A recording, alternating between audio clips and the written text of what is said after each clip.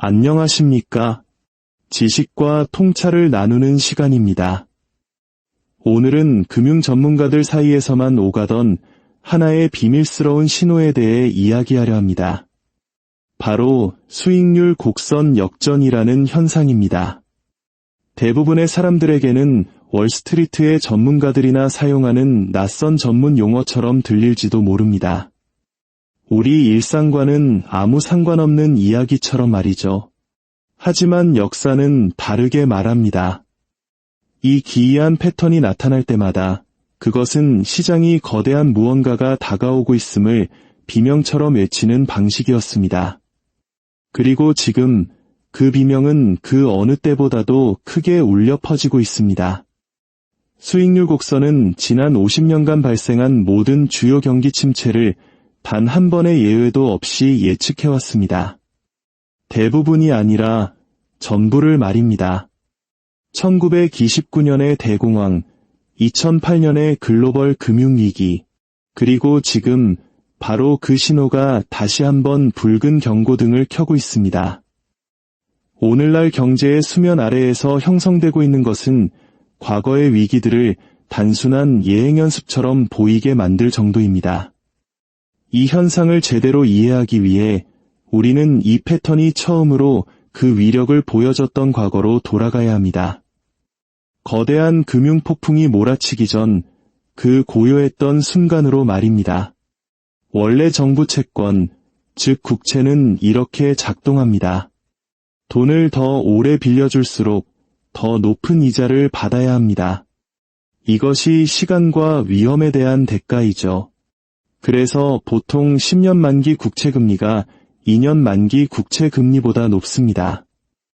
이를 그래프로 그리면 오른쪽 위로 완만하게 올라가는 정상적인 수익률 곡선이 만들어집니다. 하지만 단기금리가 장기금리보다 높아지는 순간 이 곡선은 뒤집어집니다. 이것이 바로 수익률 곡선 역전입니다. 마치 물이 언덕 위로 거슬러 올라가는 것처럼 지극히 부자연스러운 현상이며 시장의 깊은 공포를 드러내는 신호입니다. 투자자들이 가까운 미래에 닥칠 무언가를 극도로 두려워하기 때문에 더 낮은 수익을 감수하고서라도 안전한 장기 채권으로 몰려들 때 이런 현상이 발생합니다. 이것은 정상적인 시장의 움직임이 아닙니다. 전문 용어로 포장된 공황 상태인 셈입니다. 역사적으로 이 역전 현상이 발생하고 일정 기간 지속되면 약 18개월 이내에 반드시 경기 침체가 뒤따랐습니다. 이것은 단순한 이론이 아닙니다. 역사가 직접 기록한 불변의 법칙과도 같습니다. 1928년 초 수익률 곡선이 역전되었습니다. 하지만 거의 아무도 신경 쓰지 않았습니다. 당시 미국은 끝없는 낙관주의 시대에 살고 있었습니다. 주식은 하늘 높은 줄 모르고 치솟았고 은행들은 누구에게나 돈을 빌려주었습니다. 평범한 미국인들은 불을 찍어내는 기계를 발견했다고 믿었습니다. 하지만 그 환상 아래에서는 빚과 투기가 시스템을 내부에서부터 좀먹고 있었습니다. 미국 중앙은행인 연방준비제도, 즉 연준은 통화정책을 긴축하며 이 광란을 식히려 했지만 이미 너무 늦었습니다. 수익률 곡선 역전은 첫 번째 경고 사격이었고 정확히 18개월 후 검은 화요일이 닥쳤습니다. 1929년의 대폭락은 단순히 주식시장만을 파괴한 것이 아니었습니다. 빌린 돈과 맹목적인 자신감 위에 세워진 금융관계의 거미줄 전체를 산산조각 냈습니다.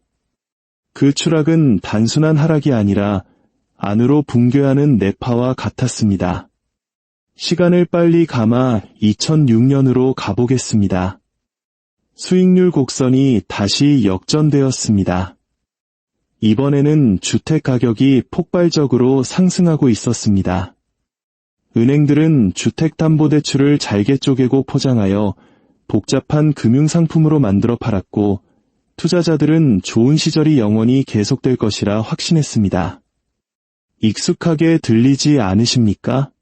수익률 곡선 역전은 똑같은 경고를 보냈고 또다시 거의 아무도 귀 기울이지 않았습니다. 거품이 터졌을 때 그 연쇄 반응은 잔혹했습니다. 은행, 보험사, 연기금 등 보이지 않는 빚의 끈으로 연결된 모든 것들이 차례로 도미노처럼 무너졌습니다. 그것은 1929년의 재현이었습니다. 다만 이번에는 디지털의 속도와 전 지구적 상호 연결성이라는 연료가 더해졌을 뿐입니다. 사람들은 신용이 낮은 대출자나 탐욕스러운 은행가를 탓했지만 진실은 시스템 자체에 있었습니다. 수익률 곡선은 이미 진실을 속삭이고 있었습니다. 시스템이 불안정하고 과도한 빚에 의존하고 있으며 빌린 시간 위에서 살아가고 있다는 것을 말입니다. 그리고 지금 그 패턴이 다시 돌아왔습니다. 2022년 수익률 곡선은 1980년대 이후 그 어느 때보다도 더 깊고 더 길게 역전되었습니다. 하지만 오늘날 이 경고가 가리키는 세상은 과거와는 비교할 수 없을 정도로 훨씬 더 위험합니다. 빚이 모든 곳에 있습니다. 정부 부채, 기업 부채, 학자금 대출, 신용카드, 주택담보대출, 우리 한국의 상황도 마찬가지입니다. 천정부지로 솟은 아파트 가격을 잡기 위해 영끌과 비투에 나섰던 수많은 가정이 지금 엄청난 가계부채의 압박에 시달리고 있습니다. 문제는 빚의 규모뿐만이 아닙니다. 바로 속도입니다. 1929년의 공황은 며칠에 걸쳐 퍼졌습니다. 2008년에는 몇 시간 만에 퍼졌습니다. 오늘날 알고리즘 매매, 인공지능, 그리고 암호화폐 시장은 단 몇 초 만에 신뢰를 붕괴시킬 수 있습니다. 금융공황이 빛의 속도로 움직일 때 전통적인 안전망은 더 이상 작동하지 않습니다. 세계 경제는 마치 하나의 거대한 신경계처럼 연결되어 한 곳의 충격이 즉시 몸 전체의 경련으로 이어집니다. 2008년 이후 각국 중앙은행들은 치료법을 찾았다고 믿었습니다. 수조 달러를 찍어내고 금리를 제로 수준으로 낮췄습니다. 잠시 동안은 성공한 것처럼 보였습니다. 시장은 회복되었고 부동산 가격은 급등했으며 정치인들은 자축했습니다. 하지만 그들은 병을 고친 것이 아니라 병에 먹이를 준 것이었습니다. 값싼 돈은 중독이 되었습니다. 기업들은 혁신을 위해 돈을 빌리는 대신 자사주를 매입하는 데 썼고 부동산은 주거 공간이 아닌 투기 자산으로 변질되었습니다. 저축하는 사람은 벌을 받고 빚을 지는 사람이 번성하는 시대가 되었습니다. 그 결과 인위적인 신용 위에 완전히 세워진 위태로운 번영이 만들어졌습니다. 코로나 팬데믹이 닥쳤을 때 똑같은 각본이 반복되었습니다.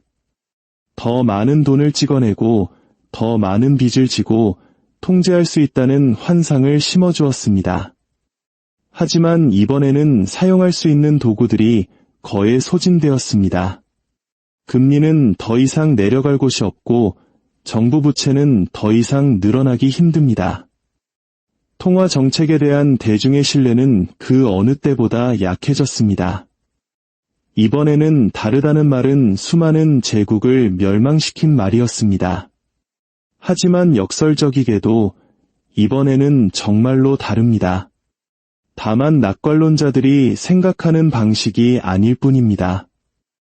오늘날의 경제는 더 이상 산업이나 금융에만 국한되지 않습니다. 디지털화되고 알고리즘에 의해 움직이며 전 세계적으로 동기화되어 있습니다. 한 시장에서의 순간적인 폭락은 규제 당국이 알아채기도 전에 암호화폐 거래소, 기업의 재무제표, 그리고 각국의 통화를 거치며 파도처럼 퍼져나갈 수 있습니다. 1929년과 2008년에 우리를 구했던 도구들, 즉 금리 인하, 화폐 발행, 지출 증가는 이미 소진될 때까지 사용되었습니다. 실타는 바닥났고 다음 위기는 정책 위반자들이 재장전할 때까지 기다려주지 않을 것입니다. 대부분의 사람들은 시스템이 작동한다고 믿습니다. 연준이 항상 개입할 것이고 시장은 언제나 반등하며 누군가 어디에선가 모든 것을 통제하고 있다고 믿습니다. 하지만 그 믿음이야말로 가장 위험한 환상입니다. 중앙은행들이 너무 오랫동안 금리를 조작해온 나머지 가격은 더 이상 현실을 반영하지 못합니다. 자본주의의 근간인 돈의 가치가 정치적 도구로 전락했습니다. 경제는 끊임없는 인공적인 지원 없이는 제대로 기능할 수 없는 인공호흡기에 의존한 환자와 같은 상태가 되었습니다. 우리의 예금 계좌가 거의 아무런 이자를 주지 않는 이유는 정책 위반자들이 저축보다 빚이 더 보상받아야 한다고 결정했기 때문입니다. 집값이 상식적인 수준보다 몇 배나 비싼 이유는 부동산이 필수재가 아닌 금융상품이 되었기 때문입니다. 우리의 직업, 주택, 은퇴 계획 등 현대 생활의 모든 층위가 안정적이라는 믿음이 유지될 때만 생존할 수 있는 시스템 위에 놓여 있습니다. 위험은 미국 국경에서 멈추지 않습니다. 달러가 세계 기축통화이기 때문에 미 연준의 모든 결정은 지구 전체에 파장을 일으킵니다. 미국이 돈을 찍어내면 전 세계에 인플레이션을 수출하고 금리를 올리면 값싼 돈의 시대의 달러로 빚을 냈던 국가들에서 부채 위기를 촉발합니다. 마침내 미국 시스템이 무너질 때 그것은 고립된 붕괴가 아닐 것입니다. 달러 부채의 허덕이는 신흥국들이 채무 불이행을 선언하고 통화 가치는 추락하며 무역망과 공급망은 갈기갈기 찢어질 것입니다. 이것은 역사상 최초의 진정한 의미의 글로벌 경제 화약고이며 그 도화선에는 이미 불이 붙었습니다. 가장 무서운 부분은 금융적인 것이 아니라 심리적인 것입니다. 수십 년 동안 사람들은 시장이 오르기만 하고 폭락은 일시적이며 누군가 우리를 구해줄 것이라고 믿도록 훈련받아 왔습니다. 그 믿음이 현대 사회의 척추입니다.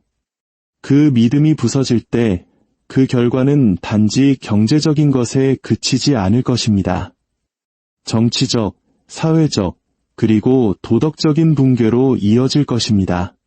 돈에 대한 신뢰가 사라지면 그 위에 세워진 모든 것이 함께 사라집니다. 다가오는 것은 또 다른 시장 조정이 아닙니다. 그것은 기술, 탐욕, 그리고 위험에 대한 모든 자연적인 제약 장치를 제거한 정책들에 의해 증폭된 한 세기에 걸친 실수들의 정점입니다. 수익률 곡선 역전은 단순한 기술적 지표가 아닙니다.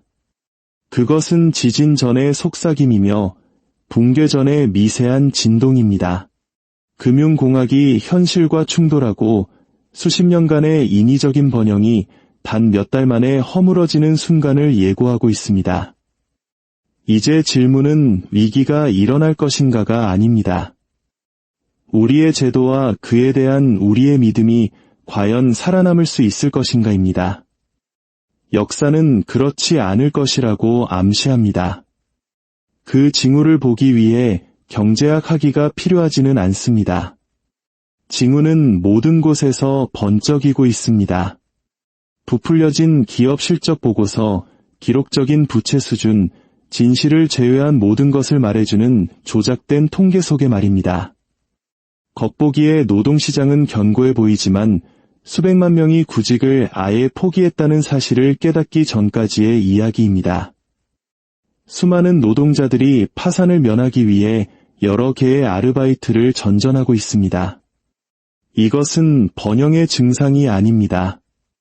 붕괴 직전의 경고등입니다. 그리고 수익률 곡선, 저 차트 위에 눈에 띄지 않는 지루한 선은 단 한 번도 틀린 적이 없습니다. 그렇다면 질문은 이것입니다. 마침내 환상이 깨졌을 때 당신은 당신 이전의 사람들처럼 무방비 상태로 당할 것입니까? 아니면 역사가 우연히 반복되는 것이 아니라 사람들이 귀 기울이기를 거부하기 때문에 반복된다는 것을 이해하고 다가올 일을 내다본 소수 중 한 명이 될 것입니까? 징후는 모든 곳에 널려 있습니다. 패턴은 완성되었습니다. 선택은 당신의 몫입니다. 오늘 이 이야기가 여러분의 생각에 작은 파동이라도 일으켰다면 저희 채널에 성장의 힘을 보태주십시오. 여러분의 관심이 더 깊이 있는 지식을 나누는 원동력이 됩니다. 감사합니다.